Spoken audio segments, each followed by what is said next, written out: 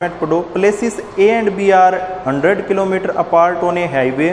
One car starts from A and another from B at the same time. If the car travels in the same direction at different speeds, they meet in 5 hours.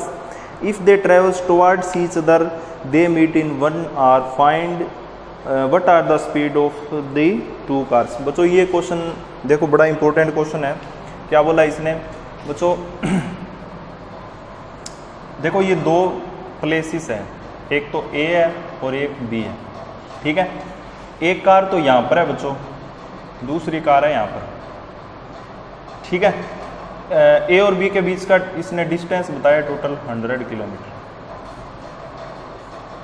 कितना बताया है?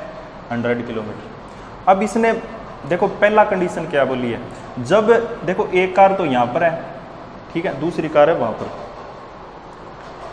अब इसने क्या बोला है बच्चों कि ये यहाँ पर जो कार है ना और एक यहाँ पर कार है, ये दोनों चलती हैं सेम डायरेक्शन में। क्या करती है?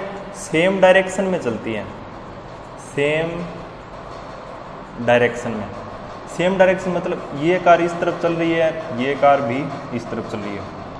अब इन दोनों की स्पीड है वो कह रहा है वो अलग अलग है, तो इसकी स्पीड तो मान लेते हैं जो यहाँ पर कार है ना इसकी तो x kilometre per our speed किस में होती है? किलोमीटर पर आवर में। इसकी मान लेते हैं y किलोमीटर पर आवर, मान ली स्पीड। इसने बोला है बच्चों इसकी स्पीड थोड़ी ज़्यादा है, इसकी स्पीड है कम। ये है ना कुछ टाइम बाद है ना जैसे चलेंगी, देखो इसकी स्पीड कम है, इसकी स्पीड ज़्यादा है, तो एक ऐसा कोई स्थान आएगा, ऐसा कोई पॉइंट आएगा जहाँ पर ये दोनों क्या करेंगी?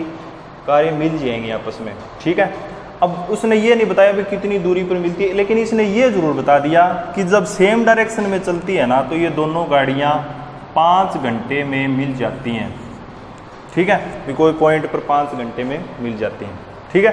कंडीशन नंबर 1 तो ये है। फिर इसने बोला है कि सेम डायरेक्शन है, अब कहता है अपोजिट डायरेक्शन में चलती हैं। जैसे ये कार इस तरफ चल रही है, ये कार है ना इस तरफ आ रही है, स्पीड दोनों की सेम ही है, इसकी x किलोमीटर पर आवर लेनी है, इसकी y किलोमीटर पर आवर। जब ऐसे अपोजिट डायरेक्शन में चलती है ना तो मान लेती है ये ऐसे कोई पॉइंट पर मिल जाती है, ठीक है। अब तो बीच में कई पॉइंट पर मिलेंगी, अब बीच में पॉइंट पर मिलेंगी तो डिस्टेंस देखो इतना ही रह गया ना, तो उसको टाइम इसने कहता है कि अगर अपोजिट डायरेक्शन में चलती है ना दोनों कारें, अपोजिट डायरेक्शन के अंदर चलती है तो वो दोनों आपस में मिल जाती हैं 1 घंटे के अंदर। अपने को बताना है बच्चों यहाँ पर जो कार थी उसकी स्पीड क्या है और वहाँ पर जो कार थी उसकी स्पीड क्या है। बच्चों एक बात बताता हूँ, आप अपने दिमाग के अंदर बिठा लेना, फिट कर लेना कि जब दो गाड़ियाँ सेम डायरेक्शन में चलती हो ना, सेम डायरेक्शन में चलती हो, ध्यान से सुनना, जब दो कारें या दो कोई भी चीज़ें जब सेम डायरेक्शन में चलती हो तो बच्चों उनकी स्पीड है ना आपस में क्या होती है? उनकी स्पीड आपस में माइनस होती है। क्या होती है? माइनस। मतलब यहाँ पर क्या हो जाएगी? x minus Y kilometre per hour. इनका जो है ना एक रिजल्ट स्पीड का होगा वो होगा x माइनस वाई। जबकि जब सेम डायरेक्शन में चलती है तो क्या होगा बच्चों? उनकी स्पीड ऐड होएगी x प्लस वाई। बस ये कंसेप्ट ध्यान रखना आप, ठीक है। जब ऑन ग्राउंड दो गाड़ियाँ एक डायरेक्शन में चल रही हैं तो उनकी स्पीड होगी माइनस। जोड़ना मत, सेम डायरेक्शन में करनी है माइनस और अपोजिट डायरेक्शन में जोड़नी। क्यों? अब आपके मन में ये क्वेश्चन भी उठता होगा, देखो यहाँ पर टाइम ज़्यादा लग रहा है। क्या लग रहा है? टाइम ज़्यादा लग रहा है ना सेम डायरेक्शन में। ये सेम डायरेक्शन में जा रही है, वो एक आगे जा रही है, एक उसके पीछे जा रही है, तो टाइम ज़्यादा लग रहा है।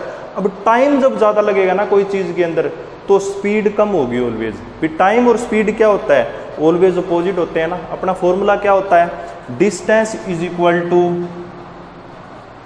स्पीड मल्टीप्लाई टाइम, ऐसा कुछ होता है ना। मतलब अगर स्पीड कम हो रही है तो टाइम ज़्यादा होगा, और अगर टाइम कम हो रहा है तो स्पीड ज़्यादा होगी। यही बात होती है ना, इस फॉर्मूले की से आपको यही पता चलता है। तो बच्चों यहाँ पर 5 घंटे लग रही है, इसका मतलब स्पीड कम होगी, यहाँ पर 1 घंटा लग रहा है, इसका मतलब स्पीड ज़्यादा होगी। तो आप ऐसे भी समझ सकते हो। आप वैसे ही याद रखना भी सेम डायरेक्शन में तो स्पीड x माइनस वाई होगी और अपोजिट डायरेक्शन में x प्लस वाई। अगर बच्चों आपको ये कंसेप्ट क्लियर थी, अपना क्वेश्चन नंबर 4 का 4 कंप्लीट है। देखो अपना फॉर्मूला क्या होता है? फॉर्मूला होता है अपना एक तो ये फॉर्मूला होता है, इसको आप ऐसे भी लिख सकते हैं ना, speed is equal to distance, time is equal to distance कौन स्पीड। देखो अपना टाइम यहाँ पर है 5 घंटे। फर्स्ट केस की बात कर रहा हूँ, जब एक डायरेक्शन में चल रहे हैं, ये तो क्या है टाइम, डिस्टेंस कितना है 100 किलोमीटर, स्पीड कितनी है बच्चों x माइनस वाई। ये कौन सा केस है, ये सेम डायरेक्शन वाला केस है।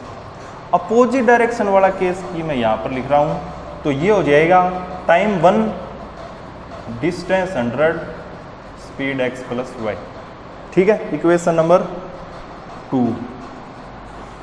क्रॉस मल्टीप्लाई करो बच्चों, सिंप्लीफाई करो, अपना रिजल्ट आ गया। क्रॉस मल्टीप्लाई किया 5x minus Y is equal to 100, यहाँ पर x plus Y is equal to 100 cross multiply किया। ठीक है, तो ये बच्चों यहाँ पर डिवाइड में चला जाएगा, मल्टीप्लाई में x माइनस वाई कितना आ जाएगा 20, x प्लस वाई 100।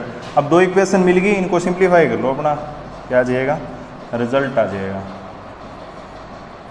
ठीक है, देखो यहाँ पर वेरिएबल के कोफिशिएंट सेम है, साइन भी अलग अलग है, प्लस और माइनस, तो ये कैंसिल, 2x हो जाएंगे 120, x हो जाएगा बच्चों 60, x 60 है, तो ये वाली वैल्यू अगर इसमें पुट करेंगे तो y कितना आ जाएगा 100 माइनस 60 इज इक्वल टू 40।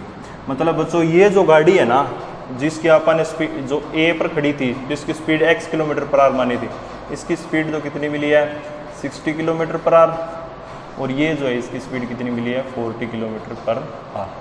अब ये मत कर देना अभी 40 इसकी कर दी 60 इसकी कर दी, अगर ऐसे करो ये गाड़ियाँ कभी मिलेंगी नहीं, वो आगे ज़्यादा निकल जाएगी। ठीक है, तो ये क्वेश्चन आप